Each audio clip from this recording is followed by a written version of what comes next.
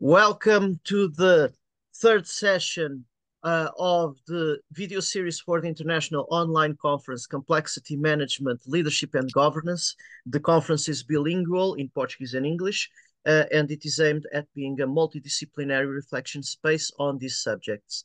The conference website with the main subjects and participants' bios, along with the conference playlist, are provided in the video description below for each video. In this session, we have Sandra Rodrigues Balão, who will be speaking in Portuguese. Bem-vinda, Sandra. Muito obrigado pela tua presença. A palavra é tua. Bom dia, muito obrigada pelo convite. Vou agora proceder à partilha da tela e avançar para uma reflexão conjunta com todos quantos estão a acompanhar-nos por esta via. Bom, eu aceitei este desafio, que achei super interessante e pensei em trazer-vos aqui uma perspectiva sobre a globalização até ao século XXI e eventualmente para além do século XXI, como um caso de estudo onde efetivamente nós encontramos refletida a complexidade, a gestão e os seus desafios, a liderança e a sua transformação e a governance como o quadro regulatório por excelência que nos acompanha desde há muito e que se complexifica também ele próprio. A primeira grande questão passa por dirimir as dificuldades com a definição conceptual de globalização. Não há, efetivamente, posições consensuais. Cada autor apresenta a sua própria definição ou procura apresentar a sua própria definição depois de uma longa discussão daquilo que entende por globalização.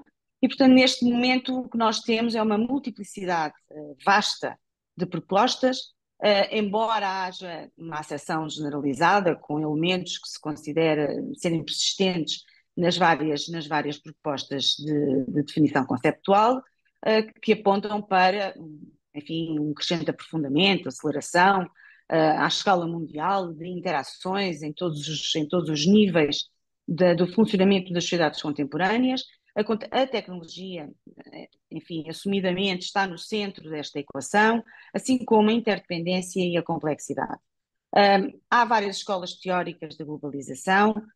Um dos grandes autores de referência, que infelizmente também já não está entre nós nesta dimensão, David Held, propunha uma classificação que nós acompanhamos em hiperglobalistas, céticos e transformacionistas, que, obviamente, cada um deles apresenta a sua própria proposta daquilo que considera serem também, não apenas a operacionalização do conceito, mas também a arrumação histórica, portanto, aquilo que eu opto por designar como as formas históricas da globalização.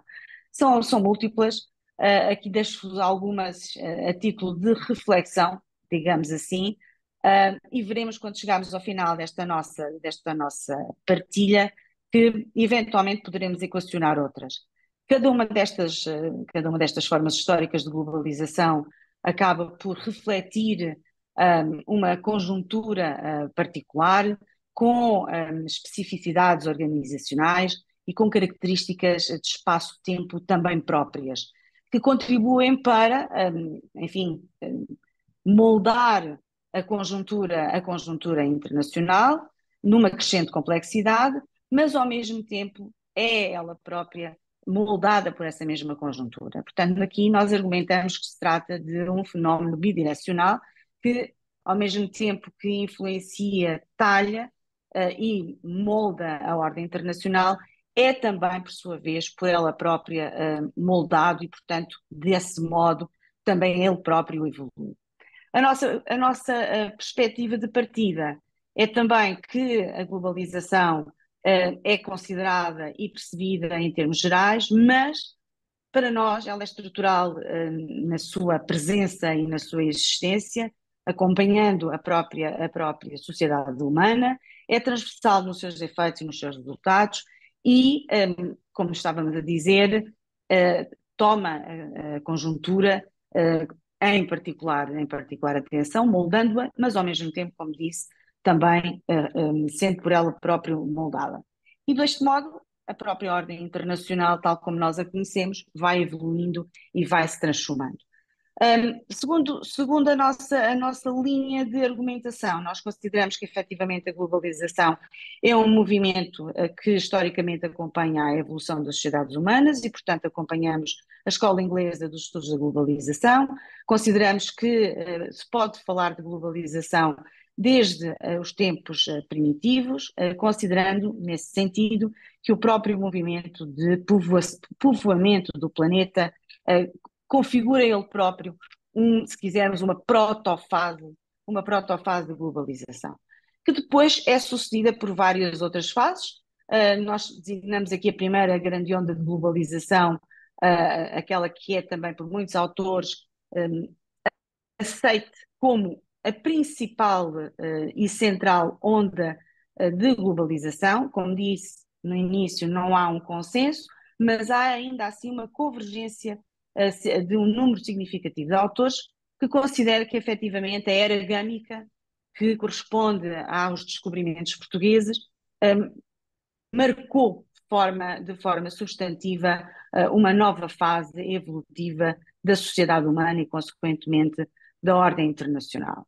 Depois temos uma segunda fase de globalização moderna, enfim, chamamos-lhe moderna, tal como a anterior, para a distinguir da globalização primitiva. Também facilmente constatamos que, à medida que avançamos no tempo histórico, cada período de globalização ou cada forma histórica de globalização tende a tornar-se sucessivamente mais curto, sucessivamente mais limitado e mais restrito, dando de algum modo a percepção ou contribuindo para a percepção de que para além da complexidade, também há a aceleração das transformações, as próprias fricções, podíamos designá-las também, geopolíticas, vão-se afirmando e vão-se complexificando e, ao mesmo tempo, sucedendo num ritmo cada vez mais intenso. Estava eu então a dizer que na segunda grande onda de globalização nós podemos fazê-la corresponder à Revolução Industrial e um período de aumento muito significativo do poder do mundo que nós ainda hoje designamos como mundo ocidental, com a expansão dos impérios europeus, já não apenas, obviamente, o português, mas também alavancando impérios como o britânico e o holandês, entre outros, mas também a afirmação das instituições que começam, as instituições organizacionais e as organizações internacionais que começam a nascer, que começam a surgir, começam a ser esboçadas. Algumas não passam de esboços, como por exemplo a Liga das Nações, que não foi bem sucedida, mas que a partir de 1945, efetivamente, estas organizações internacionais que começam por ser esboços, afirmam-se e assumem um papel determinante na vida política do mundo tal como nós o conhecemos. Depois encontramos uma nova onda de globalização, a globalização contemporânea, que obviamente pós 45, pós o final da Segunda Guerra Mundial, em que assistimos, enfim, a um mundo bipolar que todos nós acompanhamos de perto nos livros de história e que também vivemos em certa medida, sobretudo na sua fase final, com o final da Guerra Fria, com a perestroika e glasnost, com aquilo que parecia, enfim, ser o prenúncio de uma eventual concretização do sonho da paz perpétua kantiana.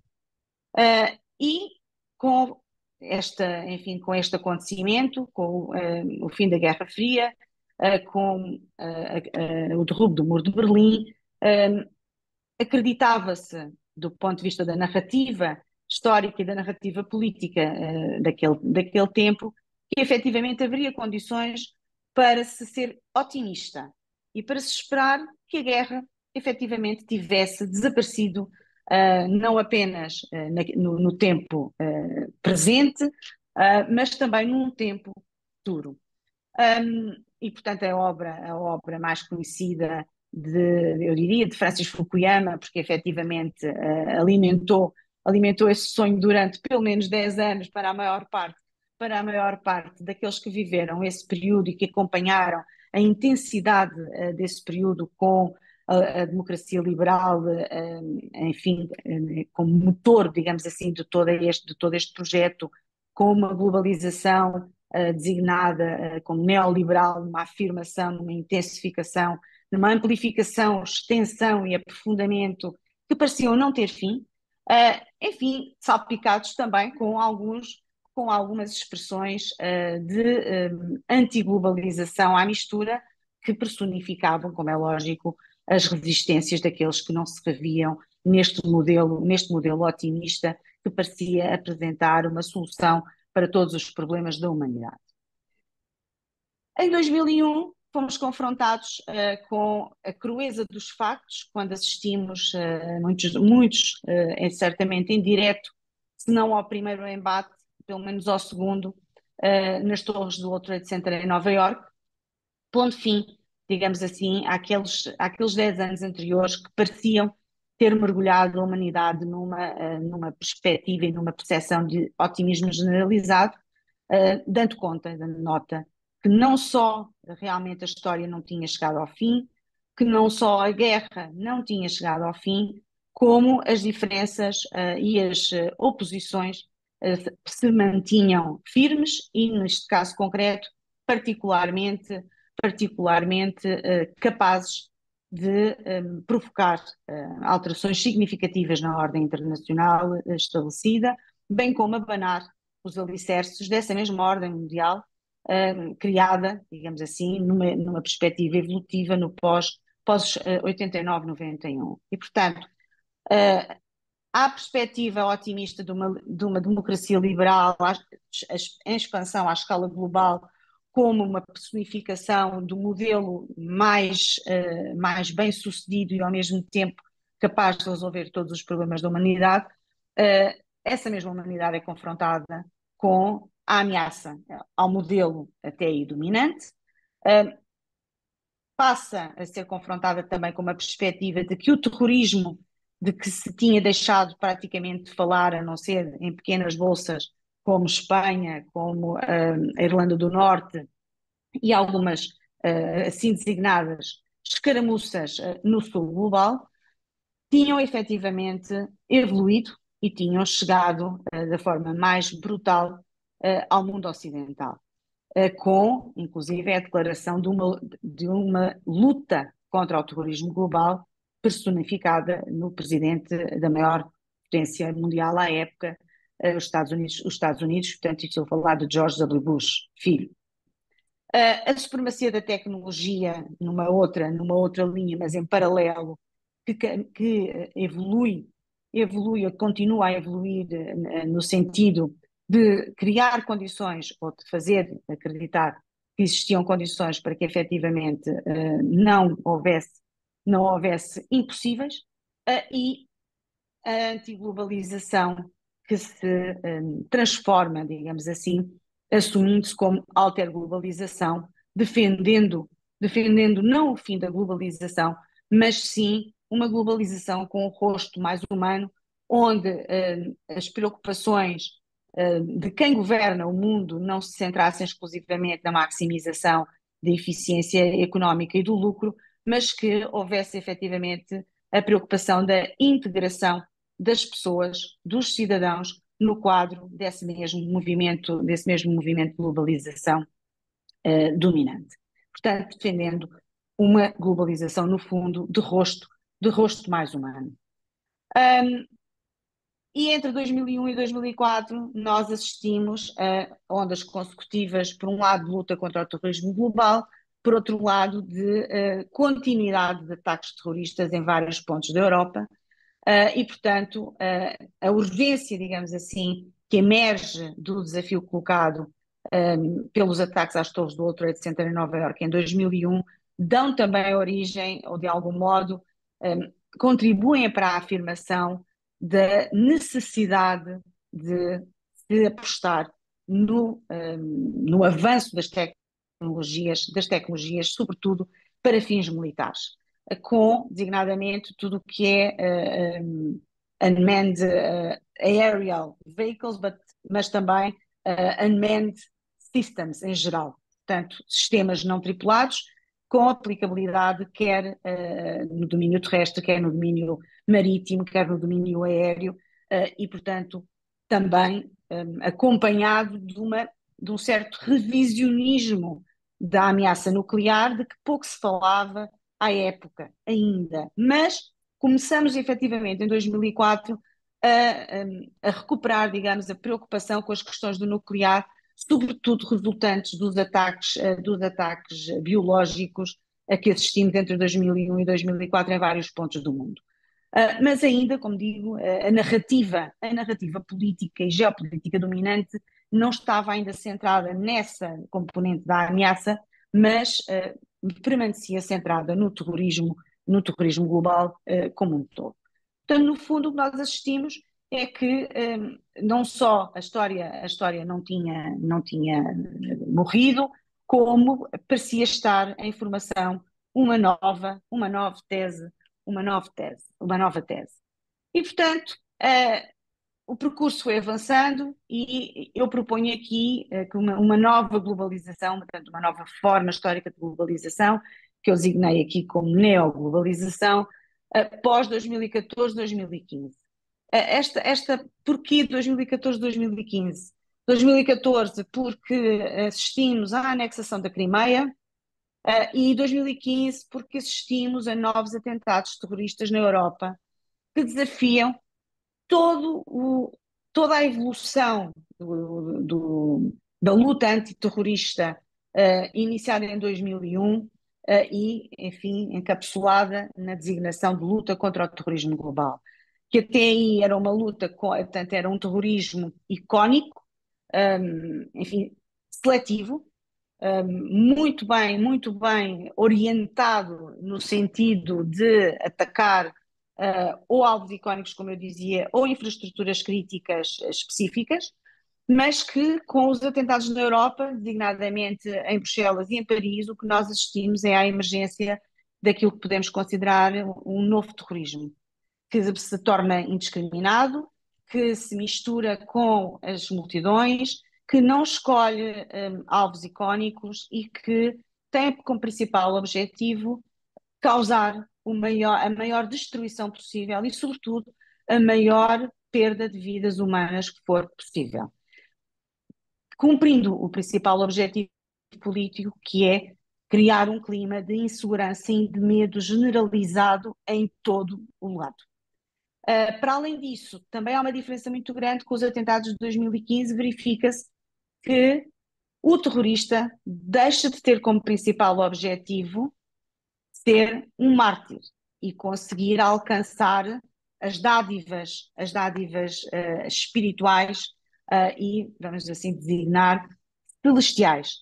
O terrorista quer ser um herói e, portanto, quer sobreviver ao ato e quer poder fazer a avaliação do resultado desse ato e continuar a prosseguir com essa atividade para se especializar e se tornar cada vez mais eficiente e, consequentemente, mais eficaz nos resultados. Deixa também de responder perante uma cadeia de comando e, portanto, torna-se um lobo solitário que aprende através da internet. É normalmente, este novo terrorista é normalmente aquilo que nós designamos um cidadão de segunda ou terceira geração, nascido e criado no mundo ocidental, partilhando uma série de valores e de referências que se situam naturalmente fora desse mundo ocidental, mas que, ao contrário da geração anterior, se preocupa fundamentalmente em fazer mais e melhor. Também é importante destacar que dos estudos disponíveis, as mulheres também passam a assumir um papel muito relevante, não apenas no back-office, nos bastidores, mas também do ponto de vista da ação terrorista propriamente dita, o que é uma inovação extraordinariamente preocupante para quem combate o terrorismo. E, portanto, esta passa a ser uma era onde o pragmatismo parece imperar, verifica-se a afirmação da história, a democracia passa a ser uma democracia que eu designo como de geometria variável, ou seja, porque Na realidade, nós não assistimos ao abandono, digamos assim, da ambição de se querer ser democrático, isto do ponto de vista dos atores, sobretudo dos atores estatais, mas o que se verifica é uma grande oscilação e uma grande flexibilidade naqueles que são os quadros de referência das democracias e, portanto, e dos princípios que informam as democracias tradicionalmente assim classificadas. E, portanto, nós temos uma multiplicidade muito grande e uma diversidade muito grande de democracias dentro deste espectro classificativo.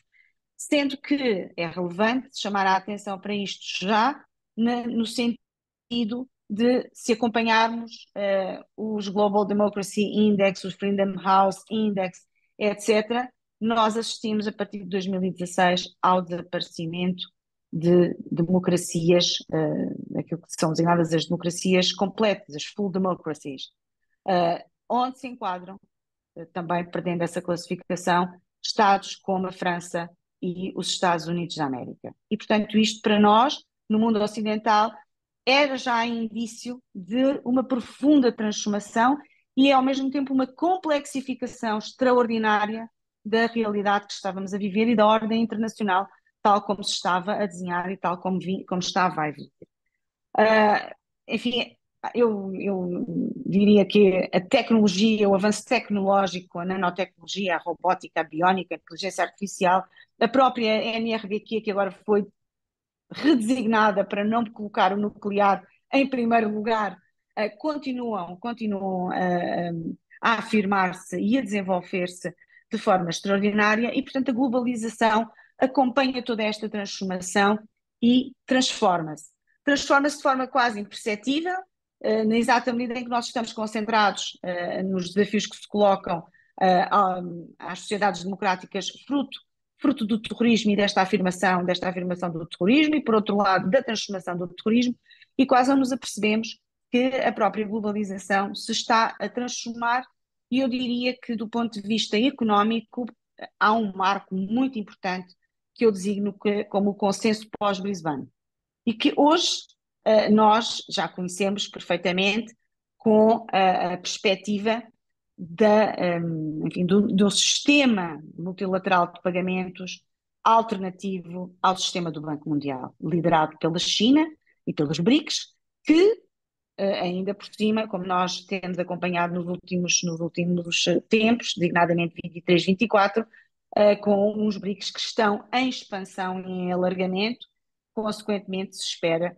que irão aprofundar a sua capacidade, irão aprofundar a sua amplitude de ação e, ao mesmo tempo, também a sua capacidade de se apresentarem, também através deste sistema alternativo de pagamentos internacionais, como uma alternativa, digamos assim, ao quadro de referência que até aqui era dominado pelo mundo ocidental, com um consenso que eu designo como o consenso de Pequim, em alternativa ao consenso de Washington, que obviamente apresenta algumas características interessantes para quem precisa de dinheiro, para quem precisa de recorrer a empréstimos e a ajuda pública ao desenvolvimento, vamos assim designar, sem ter que cumprir com toda uma panóplia de exigências do ponto de vista de política e também de economia, como era definido pelo sistema do Banco Mundial, e inclusive respeitando as regras definidas pela Global Governance, que, como sabemos, em 91, 92 é também instituída e estabelecida pelo próprio Banco Mundial, e que, obviamente, não precisa de justificar para que fins é que vai utilizar esse dinheiro. E que, obviamente, irá pagar esse dinheiro, com certeza, não há almoços grátis, mas não está preocupada numa primeira fase com esse facto, porque todo o acesso ao dinheiro é extraordinariamente facilitado, tendo por base o consenso de Pequim. E, portanto, aquilo que se verifica é que estamos, neste momento, a viver, enfim, a par da revolução industrial 4.0, a globalização que parece acompanhar essa mesma revolução industrial, que está a ser confrontada com esta transformação muito significativa do ponto de vista da economia, e que, obviamente, nos traz a este slide, que é bastante complexo, mas que, ao mesmo tempo, sintetiza aquela que é uma forma de olharmos para a evolução da globalização, desde um ponto de vista histórico até ao tempo presente. E eu acrescentaria que, para além de tudo aquilo que já aqui enunciei, podemos sempre equacionar enfim, o pós-pandemia, em 2019, início de 2020, nós assistimos a uma pandemia à escala mundial, coisa que, enfim, só voltando bastante atrás na história, encontramos registros numa sociedade e numa realidade onde todos nós fomos levados a pensar que, considerando os meios e as capacidades também tecnológicas aplicadas à medicina e à ciência, não seria, digamos assim, fácil que uma pandemia mandasse toda a gente para casa e ficasse, digamos assim, conhecida como um fenómeno extraordinário que, na realidade, praticamente fez parar o mundo durante 2 anos, enfim, com alguma intermitência, mas durante praticamente 2 anos. Responsável também por um número de mortes extraordinariamente significativo. Enfim, eu diria que esse estudo ainda está para ser feito. Deixo aqui uma provocação para pensarmos, porque efetivamente uma das grandes preocupações da humanidade neste já era antes e continua a ser, tem a ver com o controle populacional e com o excesso populacional, e nós quando vemos realmente uma situação, um acontecimento como a pandemia do Covid-19, quando somos confrontados com os novos dados que nos vêm surgindo um pouco, enfim, um pouco fora dos holofotes, mas com números que indicam que, para além das estirpes terem evoluído e serem hoje bem mais diversas do que aquelas que enfrentámos durante esse período, têm sido a causa de um número muito significativo de mortes também por todo o mundo. Eu acrescentaria, temos que equacionar também a gripe aviária, e que não estará fora de cenário que essa gripe aviária nos possa causar danos bastante significativos, uma vez que já há, enfim, registros e confirmação de transmissão, entre, enfim, entre mamíferos. Portanto, para além disto, também a guerra, que desde 2022 nos acompanha todos os dias e entra pelas nossas casas, com os desafios daí resultantes, uma nova corrida, enfim, ao armamento, designadamente ao armamento nuclear, e, portanto, quando somos confrontados, e fomos em 2018, confrontados com uma tese do próprio David Held sobre se estaríamos a assistir a um fenómeno de desglobalização fruto de uma desaceleração das economias e depois aprofundada pela pandemia, eu mantenho a pergunta, até que ponto é que nós estamos efetivamente a assistir a uma desglobalização, ou o que nós estamos a assistir é uma complexificação extraordinária da globalização para novas modalidades de ação, novas manobras estratégicas de afirmação, de amplificação e de aprofundamento. Parece-me que o mundo não se desglobalizou e penso que temos, como ainda há pouco referi, vários exemplos que apontam exatamente no sentido contrário. Por outro lado, também, não me parece que, do ponto de vista da economia, se possa falar de uma desglobalização. O facto de estarmos a viver um período de elevadíssima inflação não significa, ainda assim, que seja sinónimo de desglobalização tout court, porque as acelerações e desacelerações das economias obedecem a ciclos, uns mais longos, outros mais curtos. Lembro-me sempre do Kondratiev, todos nós tivemos que estudar, de entre outros, e que, portanto, de algum modo, não me parece que, tomados isoladamente, possam ser utilizados como o argumento suficiente para afirmar que estamos a assistir à desglobalização, a uma desglobalização.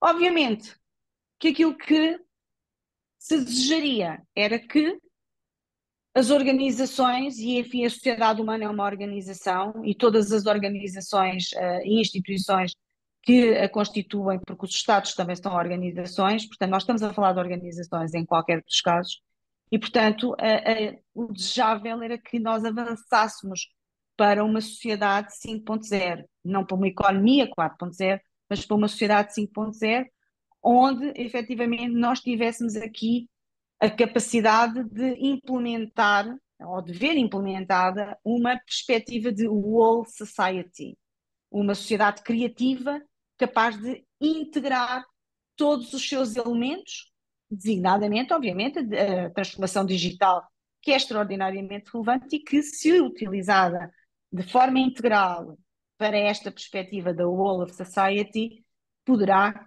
corresponder ou significar uma capacidade de resolução de problemas e, ao mesmo tempo, de criação de valor extraordinária, extraordinariamente apetecível e positiva. E isto, obviamente, conduziria as sociedades tomadas em termos individuais, ou a sociedade humana tomada como um todo, para um nível de progresso e de avanço ao qual corresponderia também uma melhoria substantiva da qualidade de vida, da capacidade ou da capacitação dos cidadãos e, sobretudo, da possibilidade desses cidadãos utilizarem o seu tempo efetivamente para funções superiores e não meramente para aquilo que nós estamos a assistir no nosso dia a dia, que é as pessoas efetivamente vivem para trabalhar, porque as exigências da sociedade em que vivemos hoje a isso obrigam. E, portanto, o que acaba por, depois do ponto de vista humano, contribuir para uma redução da capacitação efetiva do ser humano e da intelectualidade desse ser humano, colocando perante funções que, na maior parte dos casos, são funções mecânicas que pouco, enfim, que em muitos casos, pouco permitem acrescentar valor aos resultados finais conseguidos. Portanto, as minhas reservas mantêm-se, não é? Será que vamos conseguir efetivamente avançar para essa sociedade criativa? Bem, deixo-vos aqui algumas figuras para refletirmos. Estávamos há pouco a falar de eventual desglobalização que foi avançada como hipótese, nos casos, não há muitos anos atrás. E deixo-vos aqui este mapa com as reservas de terras raras espalhadas pelo mundo, que obviamente se articulam também com enfim, a tecnologia, com o avanço tecnológico e que têm um peso extraordinariamente significativo do ponto de vista da economia mundial.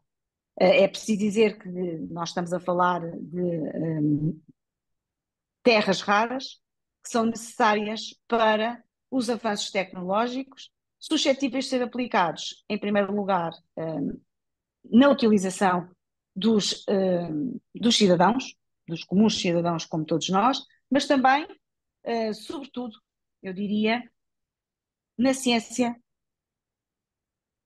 e na guerra. E, consequentemente, os valores que estas terras raras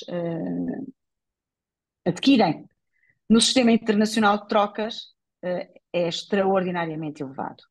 A China controla a maior parte, portanto, cerca de 90% do mercado de terras raras é controlado pela China e também mais de 90% da capacidade de transformação dessas mesmas terras raras é controlada pela China.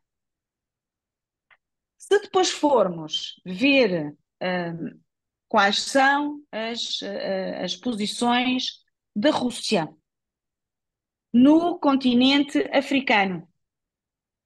E, portanto, este mapa, enfim, já não estará atualizado, porque, como veem, enfim, abarca o período de 2009 a 2018, mas já dá-nos uma perspectiva interessante sobre o status quo, e reparem que é o status quo antes do início da guerra.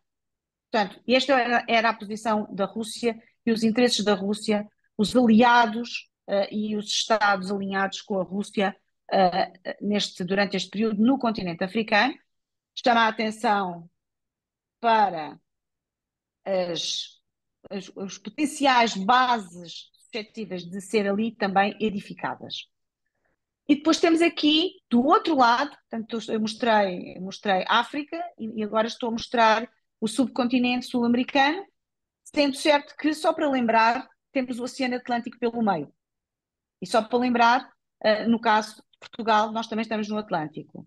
E já agora, praticamente toda a NATO está no Atlântico e também, neste momento, no Ártico. E, portanto, se nós olharmos para estes mapas e pensarmos de forma integrada, começamos a ver realmente a complexificação enfim, do cenário. Portanto, aqui temos, portanto, ao ano 2018, quais eram os aliados de Putin na América do Sul e as bases militares russas. Depois vamos à China. E este é o panorama da China em África. E continuamos a falar de 2018. O que, mais uma vez, reparem, portos com o foco fundamental de investimento chinês, os países com as infraestruturas críticas, designadamente energéticas, financiadas pela China, e também o potencial de localização de bases chinesas. E, portanto, quando nós olhamos para isto, mais uma vez, com a Wall of Society Perspective, ficamos completamente cientes do grau, da complexidade, das exigências ao nível da capacidade do sistema internacional, eu diria até multinível, de governance. Vemos os desafios que se colocam do ponto de vista da gestão de todos estes assuntos e, ao mesmo tempo, o que é que estamos a viver do ponto de vista das lideranças? Qual é o status quo que nós estamos a assistir do ponto de vista das lideranças? Vamos dizer, eu vou utilizar estes termos de propósito: norte-sul e este-oeste. Regressamos ao passado.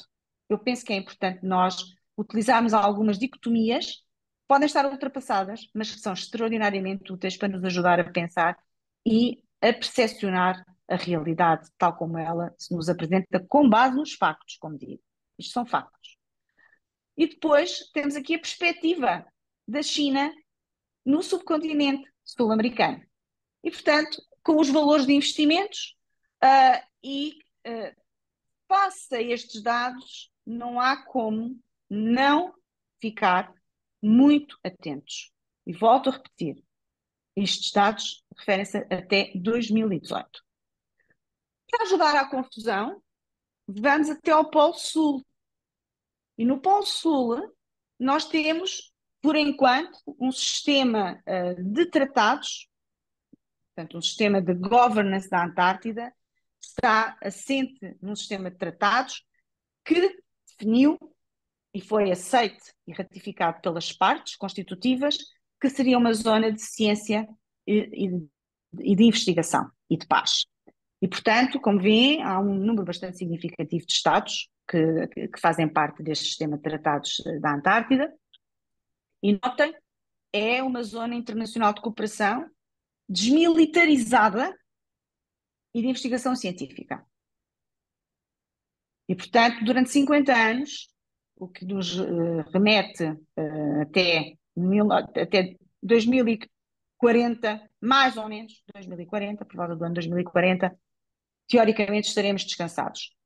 Eu estou a dizer teoricamente, é óbvio que houve uma reafirmação da vontade das partes, penso que em 2023, no sentido de manter este status quo e este sistema, este regime de governance específico da Antártida intacto. Mas é importante salientar que uma coisa é aquilo que, de facto, os documentos e as vontades das partes signatárias definem. Outra coisa é, do ponto de vista funcional e operacional, como é que, por exemplo, o sistema de tomada de decisão é efetivamente capaz de ser posto em prática para que a organização funcione. E, embora o sistema de tomada de decisão seja um sistema de tomada de decisão por consenso, já assistimos no passado recente, portanto estamos a falar desde 2021, desde 2021 a 2022, já assistimos a pelo menos 2 momentos em que o processo de tomada de decisão foi assegurado por maioria.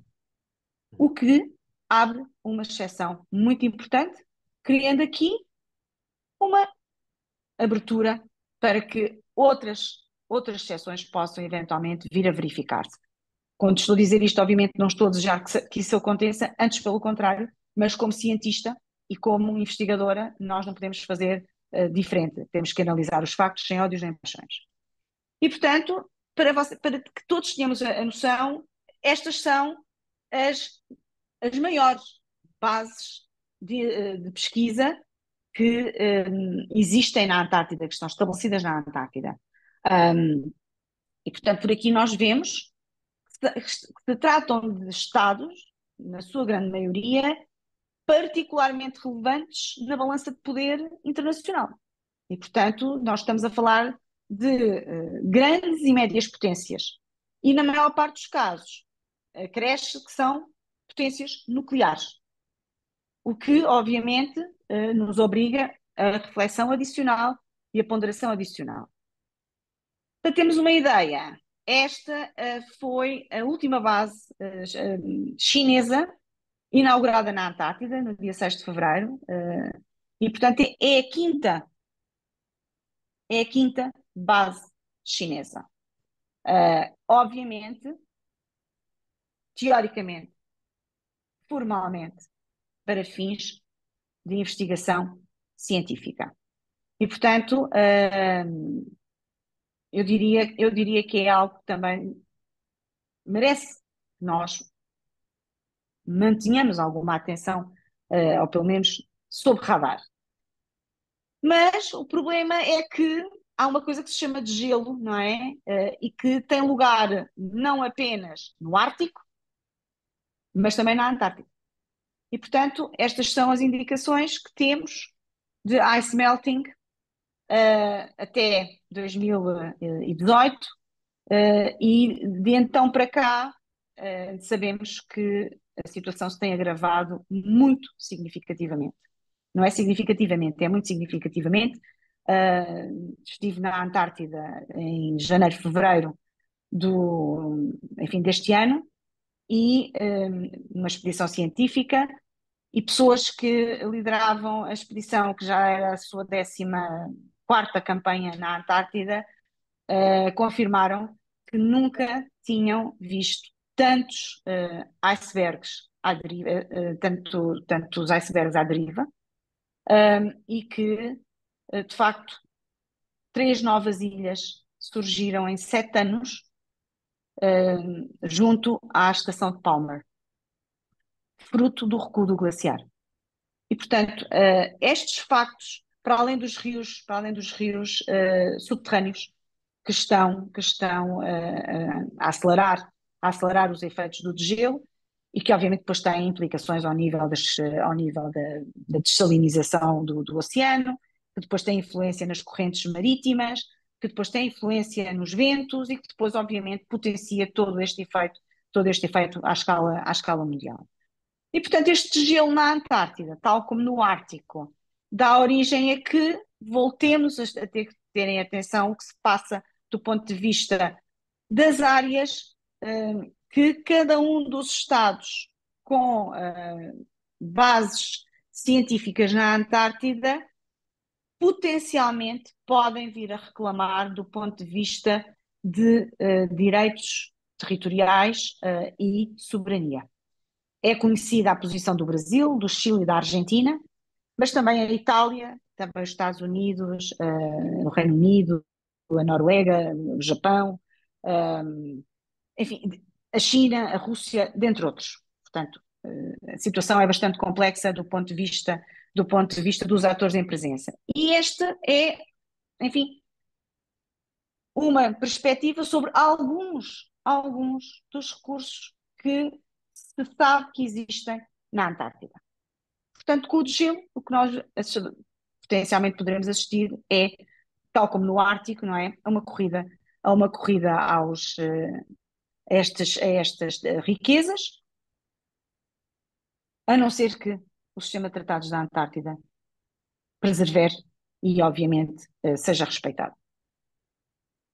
Há problemas adicionais no horizonte, porque o Irão veio afirmar, como podemos ver na imagem, na fotografia, em fevereiro, que é sua intenção reivindicar direitos territoriais, soberania e intenção de edificar uma base militar, não é científica, militar, na Antártida. Portanto, isto faz com que, obviamente, aquilo que nós temos à nossa frente é efetivamente um caminho bastante difícil, cheio de, enfim, de muitos ses, e certamente extraordinariamente desafiante e extraordinariamente complexo. Muitíssimo obrigada pela vossa atenção e dou por concluída, então, a minha Oh, Sandra, apresentação. muito obrigado. Foi um percurso e tanto pela globalização. Isto foi uma lecture. Foi literalmente uma lecture em torno da globalização. Muito obrigado. Muito obrigado. Eu, por acaso, tenho algumas perguntas que vêm curiosidade minha relativamente à Antártida. Eles têm Força. os tratados, como é que eles têm o território já dividido ou não? Não. É Não. assim, o que o tratado diz, o que o Hum, tratado diz é que há uma demarcação, digamos assim, hum, que tem como principal objetivo criar condições para que cada Estado signatário que tem condições e que quer ter bases científicas na Antártida, ali as possa edificar sem entrar enfim, em disputa pela localização da sua respectiva base com outros Estados signatários. Mas o que nós sabemos é que o tratado, o sistema de tratados da Antártida, remonta aos anos 50. pois. Qual é o problema? O problema é que há vários Estados que têm uma história na Antártida que é muito anterior a isso. E, consequentemente, não é? É difícil um sistema de tratados, digamos, a não ser por esse sistema de tratados, disciplinar áreas já previamente exploradas e onde já previamente atores se estabeleceram muito antes de existir qualquer tipo de quadro regulatório, não é? Portanto, de algum modo, a perspectiva do sistema de tratados e do tratado propriamente dito tem em vista precisamente evitar que haja disputa territorial e exploração comercial, bem como, obviamente, a edificação de infraestruturas militares naquela região, porque isso daria origem a outro foco de potencial conflito. Aliás, toda esta situação é muito complexa porque como disse, eu estive na Antártida e não há dúvida nenhuma. Aquilo que eu vi e daquilo que eu vi, o que se faz na Antártida é ciência. Hum, Mas como tudo, e há cooperação a sério. Não é? Eu assisti em loco, eu como sabes, sou muito cética relativamente enfim, à bondade dos homens, eu sou uma hobbesiana, eu considero que o homem é naturalmente mau, está na nossa gênese, depois podemos aperfeiçoar-nos e melhorar e, portanto, contrariar enfim, essa nossa tendência, mas ali eu efetivamente assisti a uma situação, a uma realidade concreta onde a cooperação fala mais alto do que tudo o resto. Porque efetivamente, sem cooperação, não há sobrevivência na Antártida.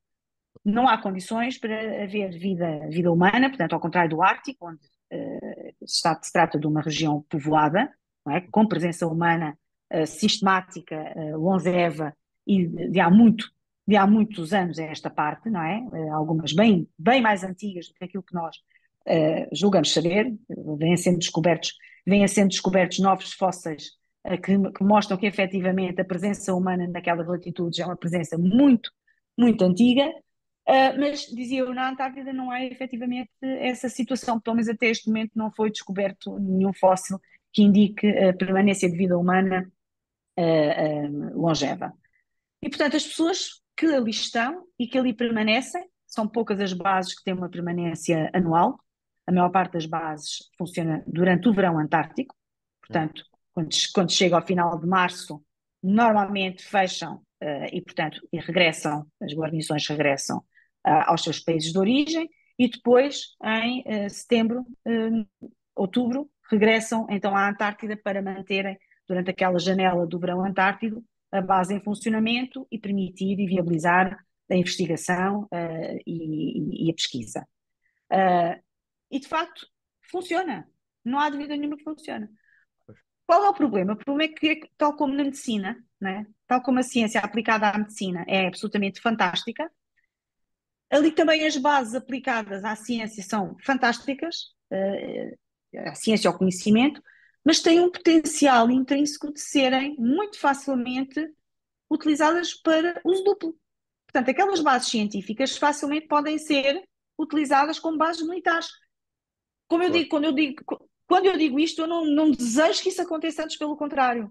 Mas existem as capacidades, existem os meios, que, se for necessário, rapidamente transformam uma base civil numa infraestrutura para fins militares.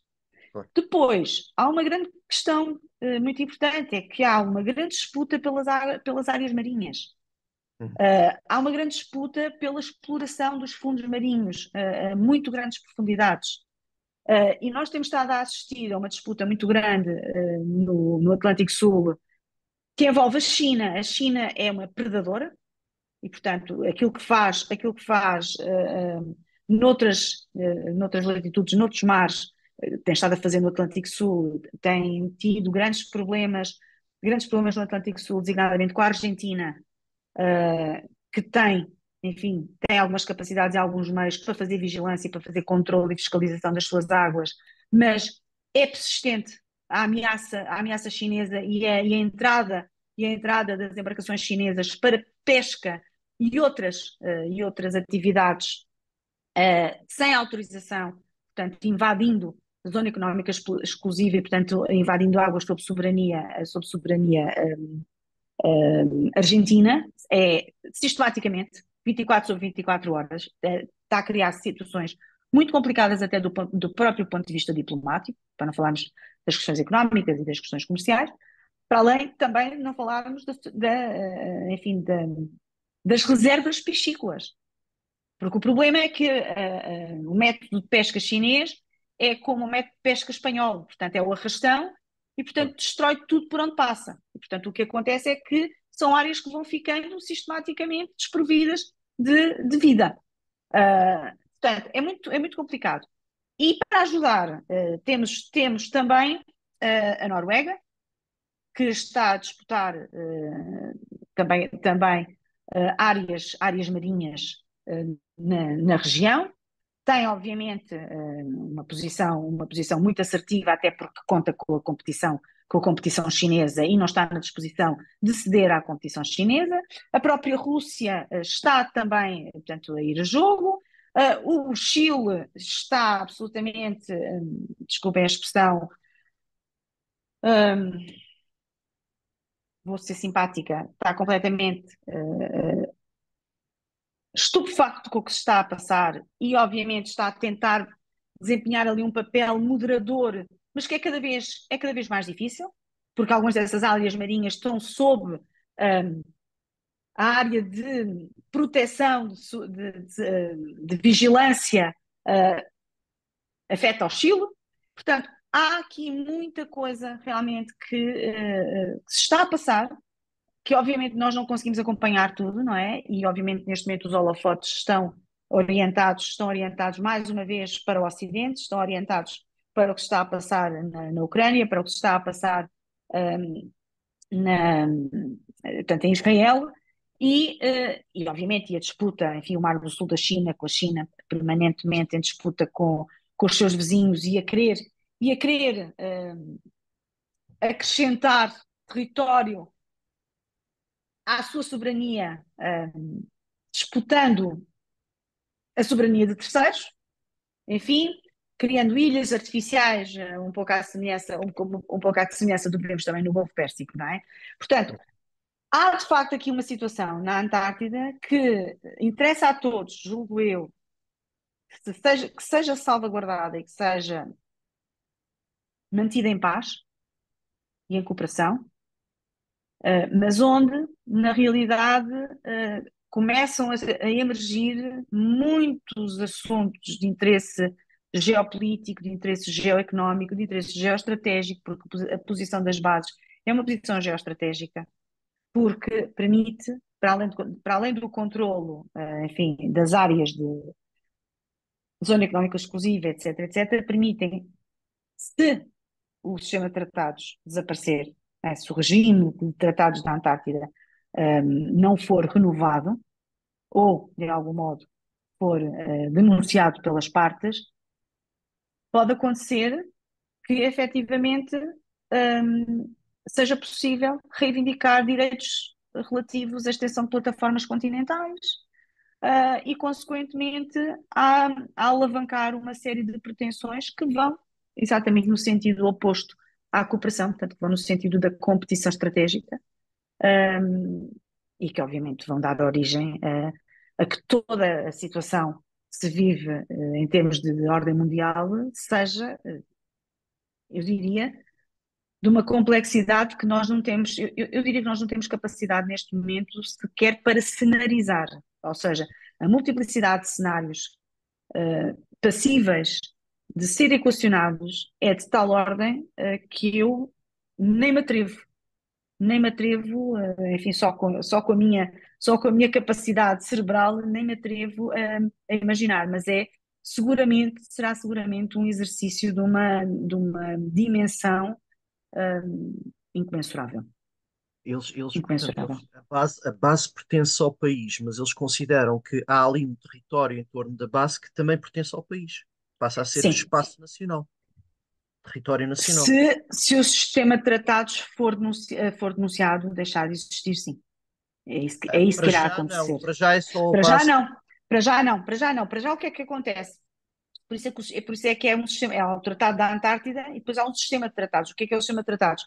É o conjunto dos vários tratados complementares e das convenções que foram aprovadas que definem regras específicas de utilização, de acesso dos cientistas Hum, portanto, e de todos aqueles que estão na Antártida a determinadas regiões e a determinadas zonas. Por exemplo, nós, quando saímos de Lisboa, portanto, a expedição organizada pelo Programa Polar Português, quando saímos de Lisboa, cada um dos nossos projetos teve que ser acompanhado de portanto, teve que ir à nossa Agência Portuguesa do Ambiente, e teve que ser sancionado no sentido de salvaguardar que aquilo que nós pretendíamos fazer ia utilizar ou ia necessitar de acesso a áreas protegidas ou não, e dentro dessas áreas protegidas, quais eram os pontos onde,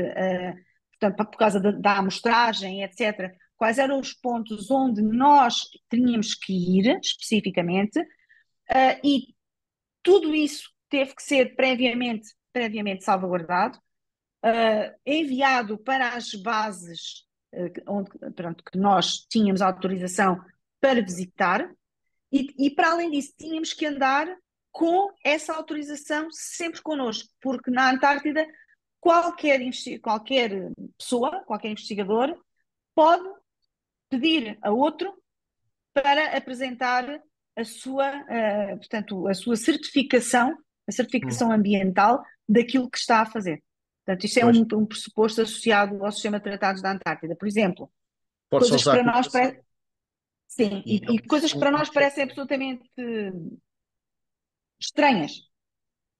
o simples facto de não podermos, por exemplo, pisar uma rocha porque a rocha tem líquenes. E nós achamos, desculpa, mas quando nós percebemos, não é?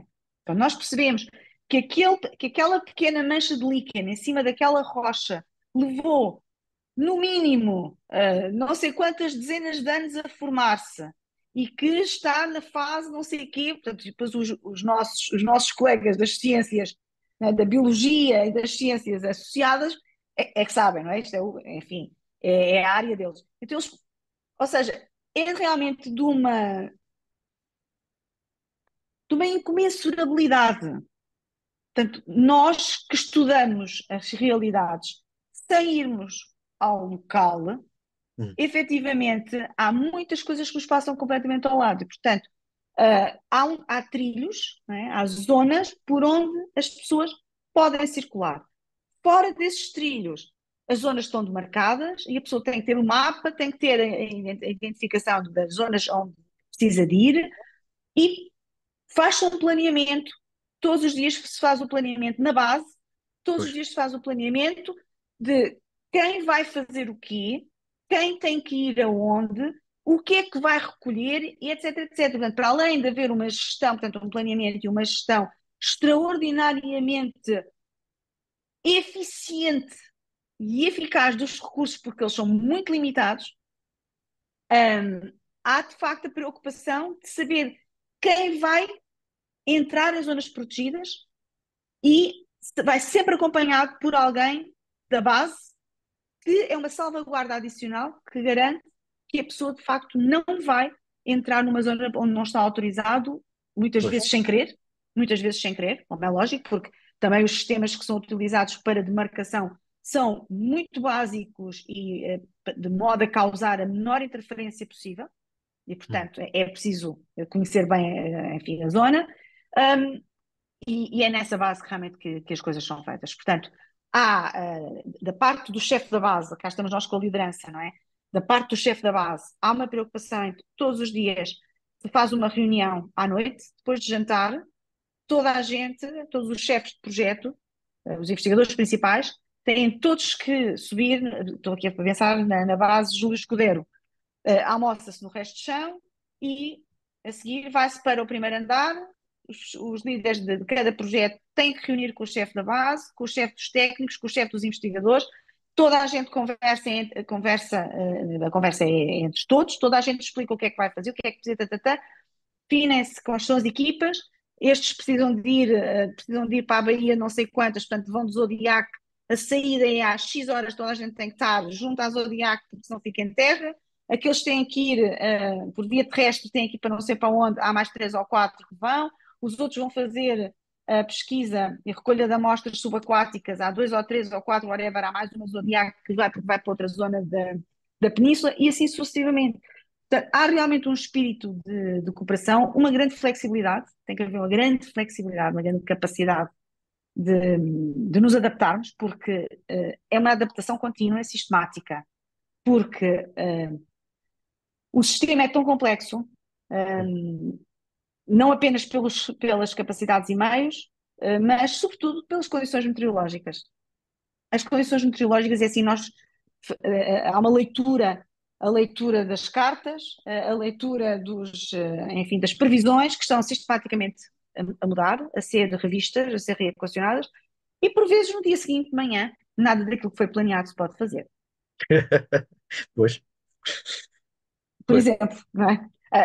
No regresso, por exemplo, era para ter chegado a Lisboa 30, como é que é? 28, 28 de fevereiro, coisa que o valha, e consegui chegar a Lisboa no dia 4 de março, porque tivemos 3 dias onde não se via nada. pois, Portanto, o nevoeiro era de tal ordem que não se conseguia ver nada, portanto, não há voos, não há nada.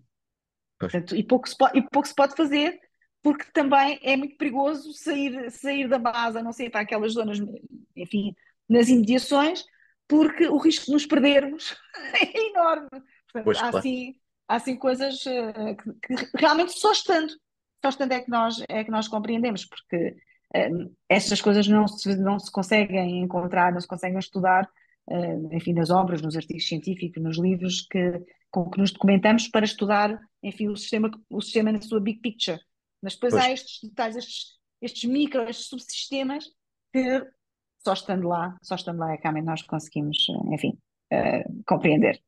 Mas só para terminar esta parte, no dia em que regressámos, portanto, nós tivemos 15 dias a bordo de um veleiro, e no dia que regressámos à ilha do Rei George,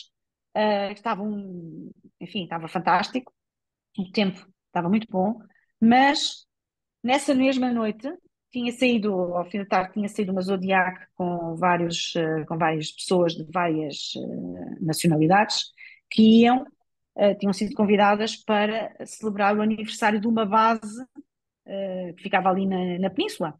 E, portanto, saíram todos numa Zodiac, eram, sei lá, 10 pessoas a bordo, coisa que o valha, e passado umas horas não havia notícias da Zodiac, nem das pessoas.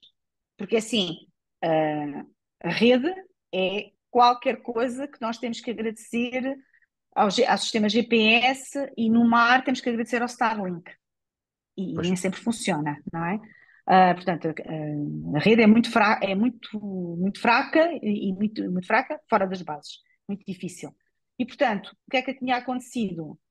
Uma avaria no motor, uma avaria no rádio, transmissor, e, portanto, as pessoas estavam incontactáveis. O que é que aconteceu?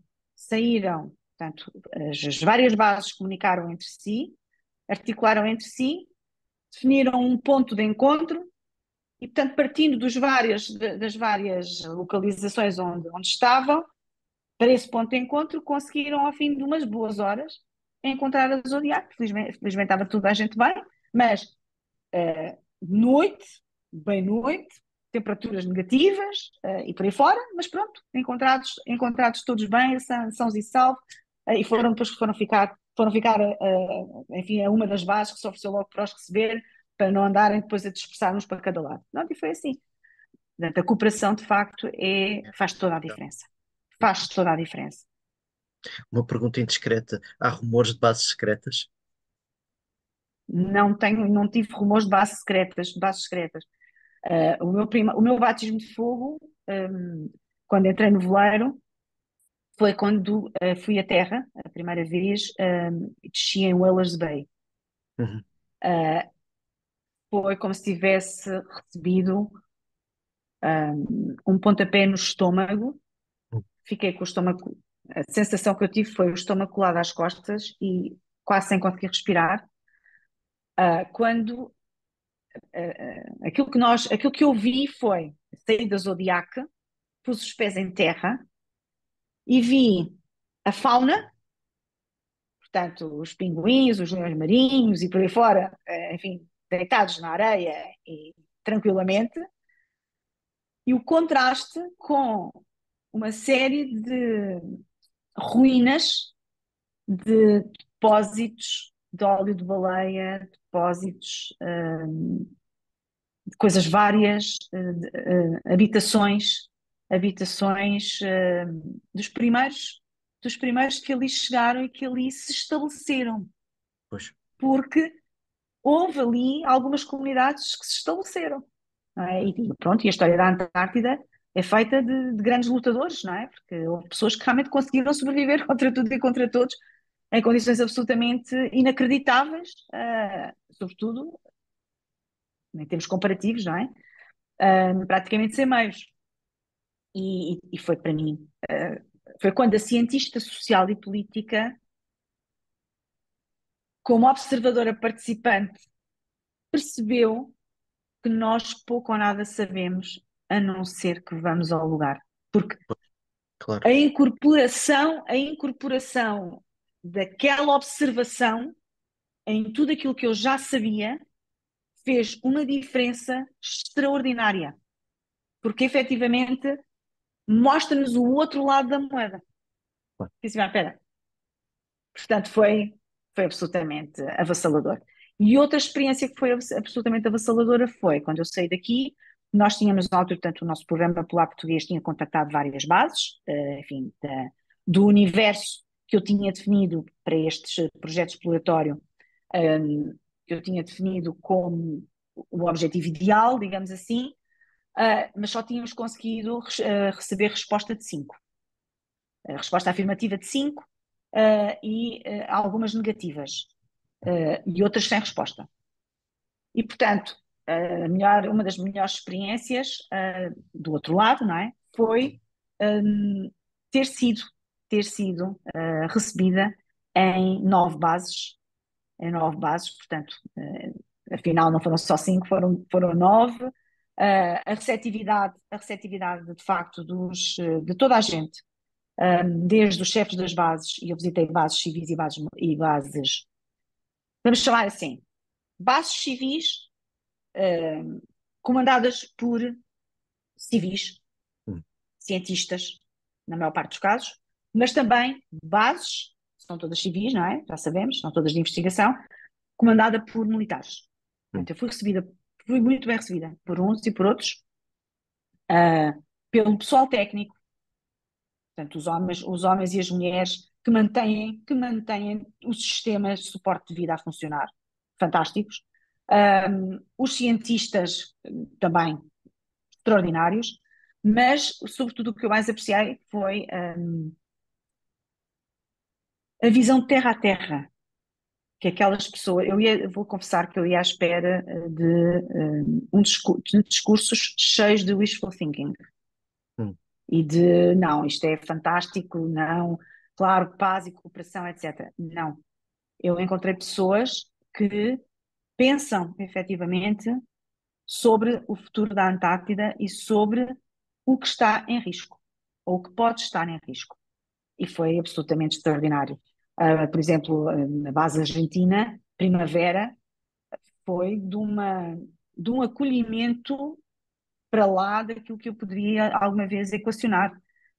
E no final,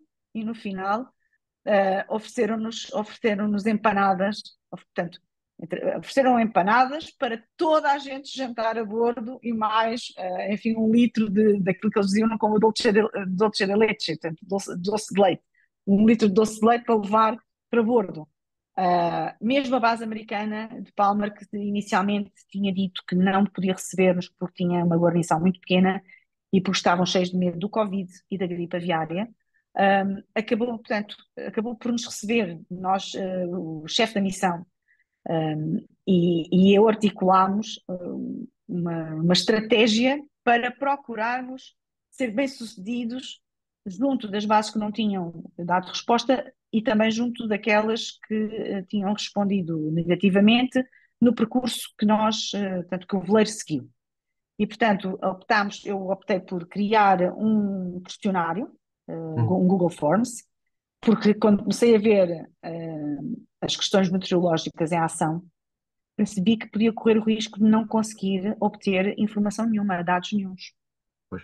E, portanto, pensei, se eu não conseguir ir a terra, se nós não conseguimos descer na zona das bases para eu poder fazer as entrevistas exploratórias, eu tenho que ter uma alternativa. Portanto, criei um Google Forms e, portanto, o Google Forms foi ótimo porque permitiu ter também uma justificação para contactar por e-mail, primeiro por e-mail, as várias bases, apresentando o projeto, solicitando a possibilidade de disseminação do inquérito online, etc, etc, etc, mas manifestando o interesse em visitar a base, em fazer entrevistas presencialmente, ter contacto pessoal com as pessoas, tá, tá, tá. Foi fantástico porque depois fazíamos isso quando estávamos ainda a um dia de viagem e quando chegávamos, antes de fundear, contactávamos as bases por telefone, por rádio. Por rádio. Portanto, quando nós contactávamos por rádio, eles já sabíamos quem nós éramos, o que é que nós queríamos e o que é que procurávamos. E de maneira que foi fantástico. Portanto, Palmer também nos recebeu. De início, fomos só, enfim, saiu uma Zodiac só com 4 pessoas, portanto, 3 investigadores, aliás, 5 pessoas, 3 investigadores, a cineasta e a pessoa da tripulação que levava a Zodiac, e correu tão bem que fim da primeira fase das entrevistas, convidaram todas as pessoas a bordo para irem à Terra e serem recebidas na base. Portanto, foi fantástico. E, portanto, o que prova que realmente a diplomacia pode fazer diferenças, não é? Neste caso, a diplomacia científica realmente constatei in loco e na pele que realmente há situações em que funciona e abre realmente portas e reduz significativamente barreiras e permite que as pessoas possam falar um pouco, eu diria, de igual para igual, Pois, não é? Falamos a mesma linguagem, partilhamos as mesmas, em alguns casos, as mesmas preocupações, noutros casos, algumas angústias, pois. e foi extraordinariamente interessante, não é? Porque, obviamente, ao escrever, tenho sempre que ter bem presente as componentes da observação participante e a subjetividade daí resultante, mas ponderando tudo, não é? Retirar dela a objetividade dos factos que foi possível realmente constatar e apurar e que, do meu ponto de vista, foi realmente de uma riqueza muito, muito grande. Então, no meu caso, os objetivos do projeto, ou melhor, os objetivos da expedição, que me levaram a participar nessa expedição, associados ao projeto, foram plenamente alcançados, Vais totalmente alcançados. publicar na forma de artigo ou de livro? Sim, sim, artigo científico. Artigo científico. Prim- primeira forma vai ser artigo científico. Depois, Depois, depois, eventualmente um policy paper, hum, porque um dos meus grandes objetivos é também informar as nossas estruturas de decisão, hum, porque o grande objetivo, obviamente, é que Portugal possa agregar toda a investigação polar que tem vindo a ser feita com persistência há muitos anos, quer no Ártico, quer na Antártida, e nós hum, somos signatários do sistema de tratados, e estamos também na International Arctic Science Committee, portanto fazemos parte de uma série de instituições, quer da governance a norte, quer a sul, governance científica, bem entendido, não é? Portanto, o meu argumento é que faz todo o sentido que Portugal defina uma política polar. Se não quiser definir uma política para o Ártico e uma política para a Antártida, penso que eventualmente poderá fazer sentido agregar uma política polar e uma estratégia, portanto, uma política nacional e uma estratégia nacional polares, hum. para que se agregue não apenas o investimento, que é muito importante, mas ao mesmo tempo que se agreguem todos os inputs, todo o conhecimento já acumulado, no fundo, que se crie e alavanque para as gerações futuras de investigadores que se interessem por estes assuntos, de facto, um fio condutor que tenha um rumo definido e que é assumido por quem governa. Vamos ver. Parece haver alguma vontade, parece Pois, haver alguma vontade. Vamos ver, nós fazemos a nossa parte enquanto cientistas, que é informar, e depois a partir daí veremos o que é que o Estado português decide, não é? Quem somos exatamente. nós? Quem somos nós? Nós não decidimos, mas informamos e, de facto há uma Pois, convicção, eu acho muito interessante, porque eu, quando comecei a tratar destes assuntos, como tu sabes, era assim considerada uma espécie de louca, que se dedicava a estudar o Ártico, o que é que isso interessava para Portugal, porque estava lá tão longe e, portanto, e nós não tínhamos nada a ver com o Ártico. Vê-se que as pessoas não olham para os mapas e não percebem que os oceanos estão todos interconectados e que o Ártico e o Atlântico Norte estão ligados, para não ir mais longe. E que obviamente nós somos um Estado costeiro e, portanto, se houver, enfim, vai haver, mas se a aceleração do degelo se aprofundar e se amplificar, nós, como Estado costeiro que somos, vamos ser, tal como todos os outros, dos primeiros a colher as consequências desse facto. hum, E o que me preocupa a mim enquanto cidadã, não apenas enquanto cientista, mas enquanto cidadã, é que eu não vejo que estejamos a fazer rigorosamente nada a prevenir o que aí vem. E vem. Isto não é um discurso catastrófico, nem apocalíptico, nada disso. Como dizem, os climatologistas dizem, não é? Dizem que efetivamente o ciclo climático está em transformação, como já se verificou em muitos outros momentos na história do planeta. Não sabemos se essa aceleração vai conduzir a uma situação de ruptura abrupta ou se vamos continuar a assistir à evolução destas transformações ao longo de centenas, milhares ou milhões de anos. Não se sabe. E também não se sabe se isto vai avançar para uma nova era glaciar ou para outra coisa qualquer. Claro, Não é? claro, Portanto, o que se sabe é que o nível médio das águas do mar está a subir. exatamente. E o que se sabe é que as previsões, o que dizem, é que se a calota da Antártida derreter, nós podemos ter que assistir a um aumento do nível médio das águas do mar da onda das dezenas de metros. Ora, para um país como Portugal, eu acho que isto é motivo para, pelo menos prevenir. Claro. E para aqueles que possam eventualmente pensar que aquilo que eu estou a dizer, enfim, é cataclísmico e, portanto, não faz sentido nenhum, basta irem ver o que é que Singapura está a fazer desde 2013, pelo menos. Pois. Singapura está, pelo menos desde 2013, portanto começou antes, a levar a cabo obras que permitam elevar a cidade-estado 30 metros acima do nível médio das águas do mar. Claro. E assim, Singapura. Irem ver, está no site do governo. Eu assisti na Arctic Circle Conference Assembly em 2013 à apresentação deste projeto que na altura já não era só um projeto, portanto, já estava em andamento, já estava a ser implementado. E é absolutamente impressionante. E neste momento já passaram 11 anos. Exatamente. Neste momento já passaram 11 anos. Portanto, Singapura já estava a pensar, ok, vamos subir, elevar a cidade-estado de Singapura 30 metros acima do nível médio das águas do mar. Não é muito nem pouco, são 30 metros. Não é? Pronto, enfim, eu gosto muito de Portugal, gosto muito do meu país, gostaria muito que nós tivéssemos pelo menos Uma estratégia minimamente, uma mínima. estratégia, ou seja, minimamente preparados, ou pelo menos Claro, minimamente cientes, e pronto, que desenhássemos um plano de ação preventivo dentro daquilo que é humanamente possível equacionar, porque obviamente há sempre o inesperado, não é?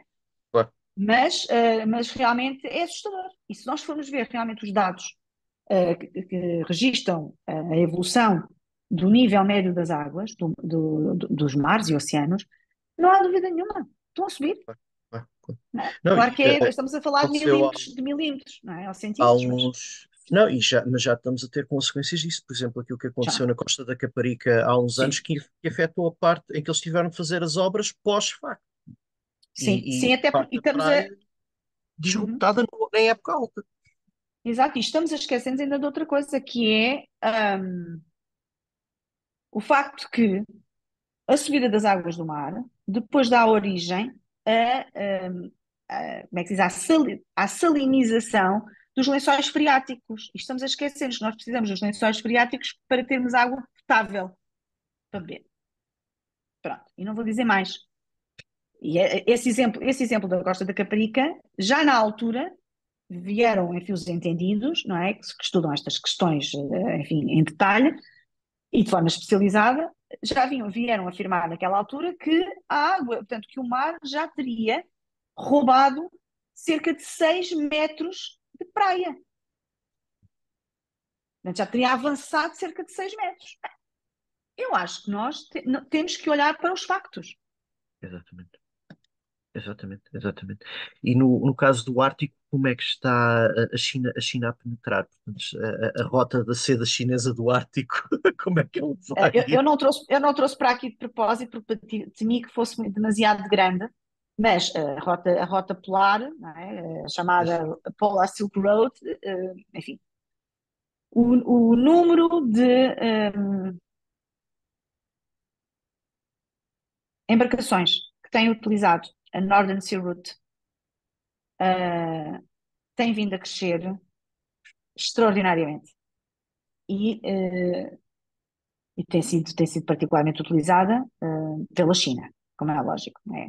Fruto desta parceria estratégica entre a Rússia e a China. E a perspectiva é de que cada vez mais isso se vai verificar.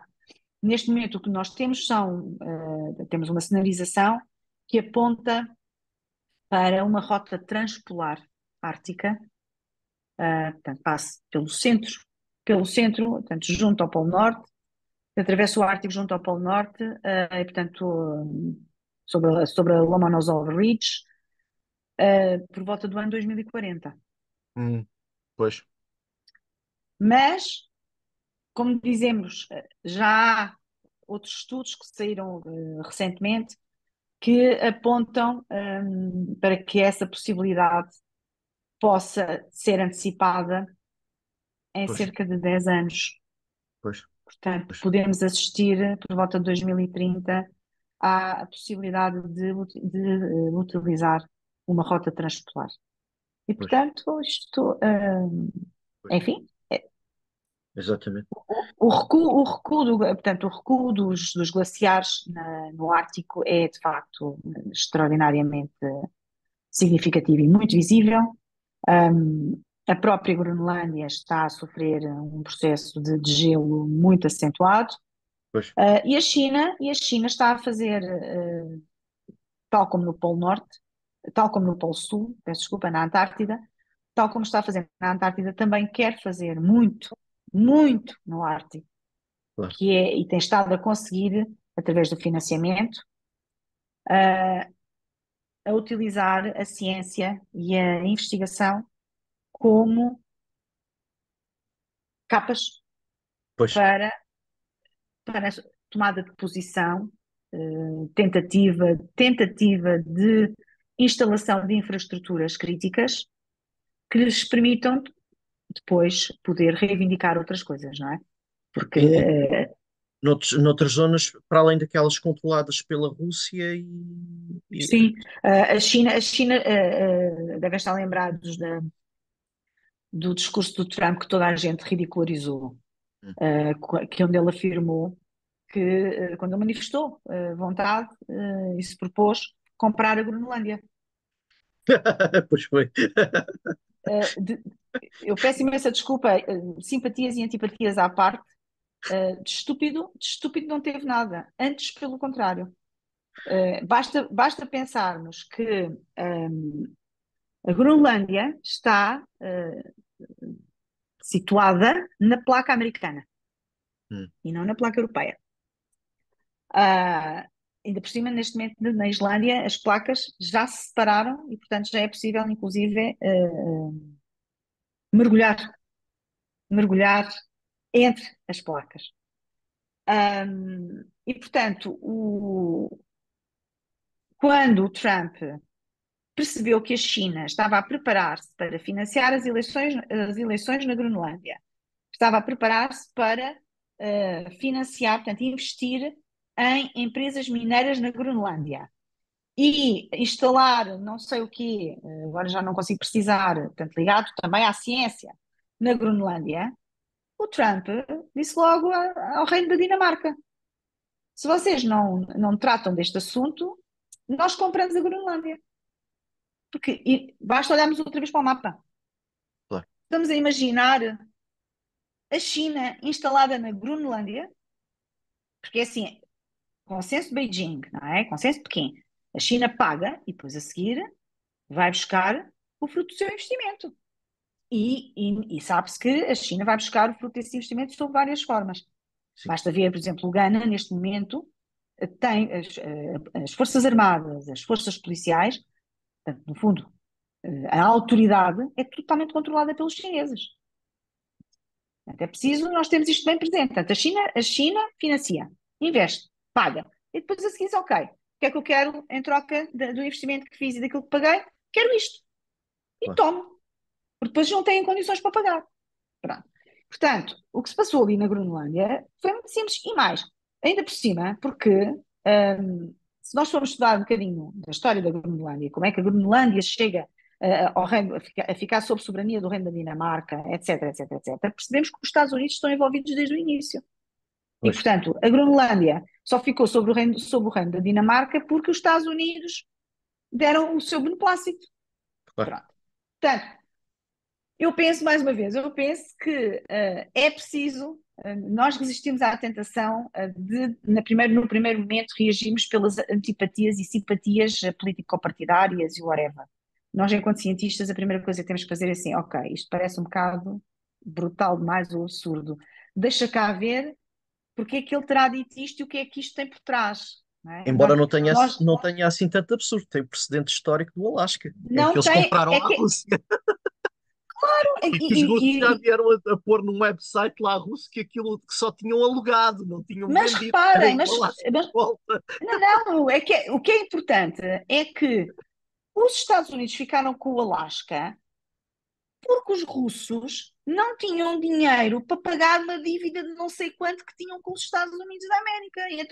E então, ok, olha, temos aqui este pedaço de terra, daqui deste lado, é vosso, se calhar.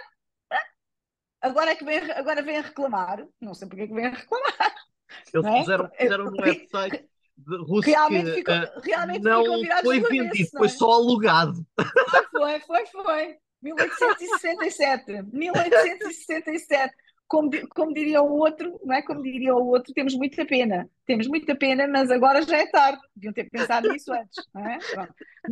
Nós portugueses também podíamos dizer isso sobre muita coisa, não é? É verdade. Os nossos reis, enfim, os nossos antepassados decisores também tomaram muitas decisões com as quais nós, eventualmente, nesta altura, não estaríamos minimamente de acordo, não é? Do que é que nos vale? Portanto, Exato. não tem nada de absurdo.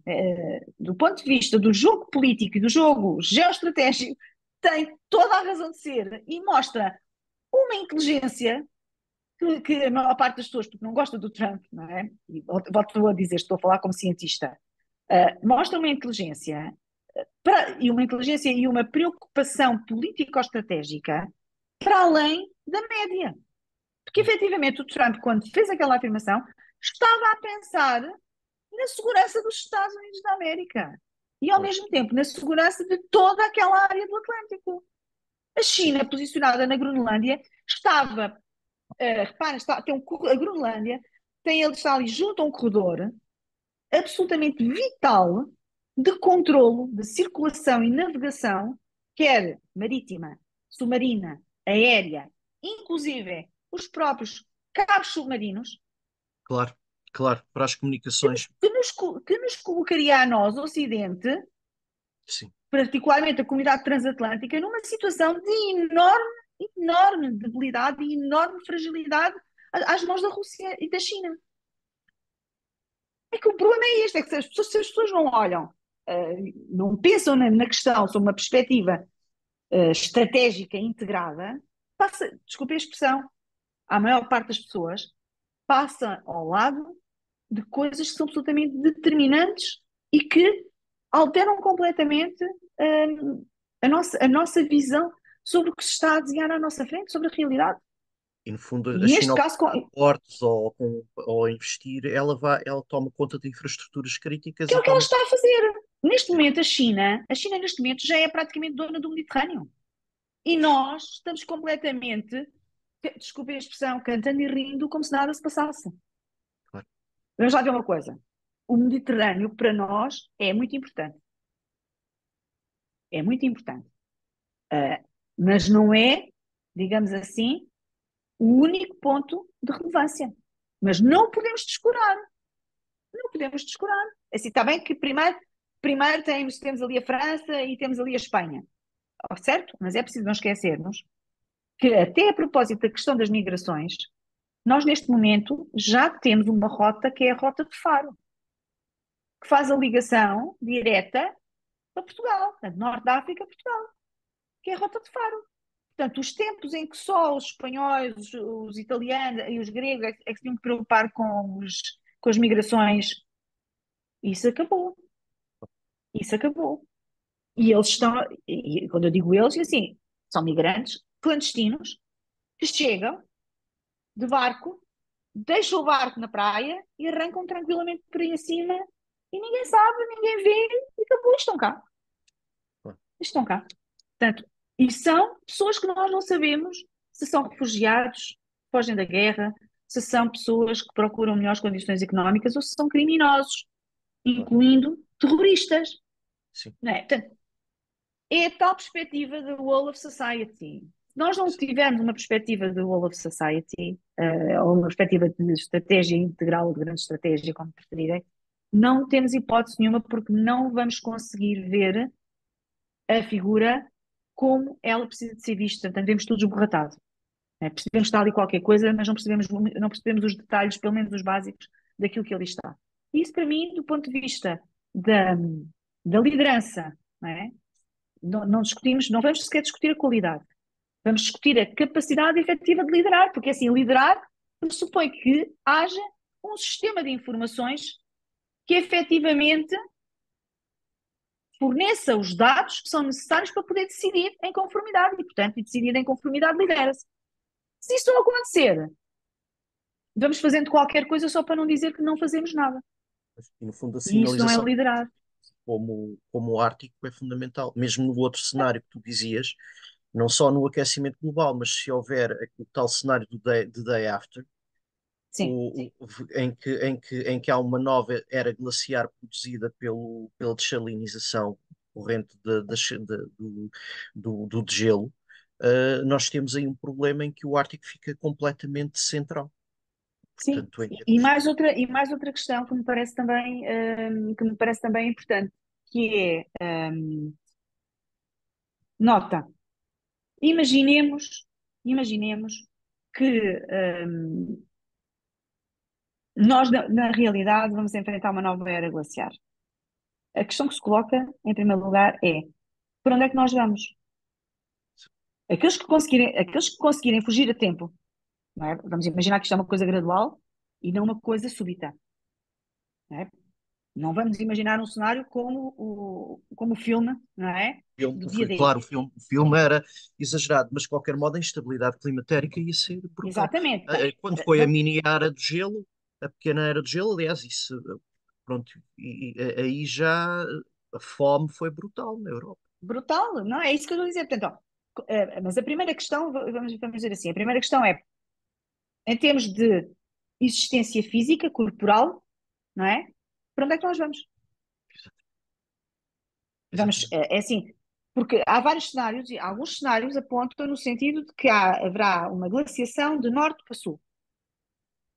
E de acordo com alguns desses cenários, apenas a parte inferior do Baixo Alentejo e o Algarve não ficarão geladas. Minha Nossa Senhora. Nem Portanto, temos é muito infraestrutura, complicado, não é? É muito nem, complicado. nem ao nível da construção. Estamos preparados para Dá-me só. isso. Estão aqui a bater-me à porta. Dá-me só um bocadinho.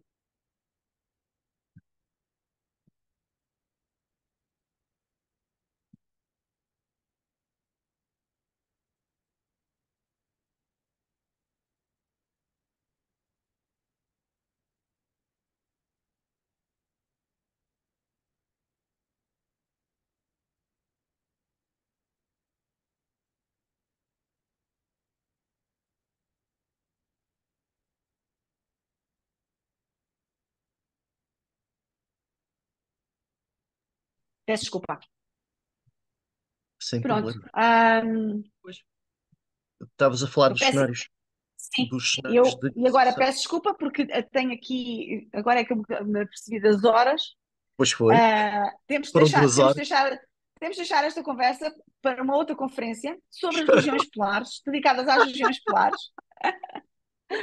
Isto foram, E foram, duas, gostava, foram duas talks. Tu tiveste é verdade, é primeira verdade, sobre e a globalização e outra sobre a geopolítica polar. sobre geopolítica polar, é verdade. Mas pronto, Carlos, eu gostava muito de agradecer Igualmente, e, Sandra. e foi uma oportunidade espetacular, gostei imenso. Também E eu. olha, Muito Espero que haja obrigado. outras oportunidades. Obrigada. Sim, sim, vai haver de certeza. Muito obrigado, Sandra. Muito obrigado. O Adeus, vídeo vai ser adeus. partilhado hoje ainda, Ok, portanto, nas redes sociais obrigada. e na playlist. Muito obrigado, Sandra, Ok, e até uma obrigada próxima. uma vez mais. Adeus, Até até uma breve. próxima. Obrigada.